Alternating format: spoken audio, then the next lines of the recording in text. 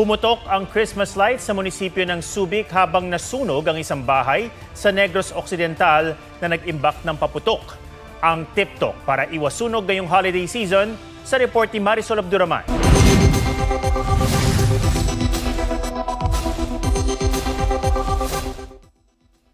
Nagliwanag ang munisipyo ng Subic sa Zambales nang pailawan ang palamuting pampasko nitong Martes. Pero ilang oras lang matapos yan, nagsikislapan na ang isang bahagi ng pailaw. Agad na apula ang apoy bago pa ito kumalat. Ayon sa BFP, may nag-loose na wire sa breaker kaya ito sumiklab. Di na bago ang mga sunog na ang mitsa ay Christmas decor, kaya paalala ng mga otoridad, bumili ng dekalidad.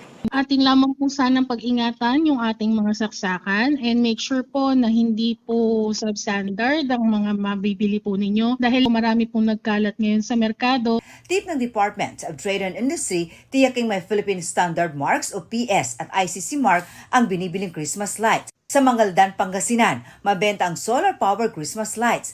Halos pareho raw ang presyo nito sa mga dekuryenteng pailaw. Naaabot sa 200 hanggang 400 pesos depende sa haba. Pero mas tipid daw ito sa kuryente. Walang aksaya sa kuryente. O, yun po. Lahat, nilagyan ko ng solar lahat hanggang sa loob ng bahay po. Ang tanong, pasigtas ba itong gamitin? Actually, ma'am, itong mga disaksak yan, pag naiwanan mo yan, na natulog ka, nakasaksak, may tendensya na pwede itong pagsimula ng sunog. So, sa solar naman, it is, hindi naman siya, wala sa namang electrical, So, yung solar ang magiging power niya. Nilamon naman ng nangangalit na apoy ang bahay na ito sa Binalbagan, Negros Occidental.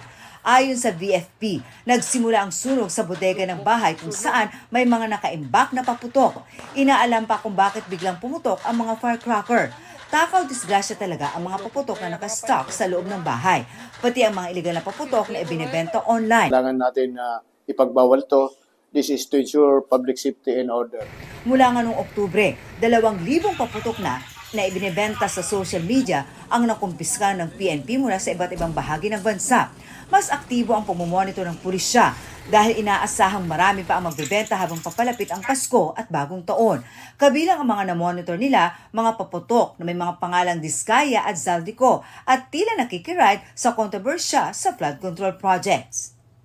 Marisol Abduraman, nagbabalita para sa GMA Integrated News.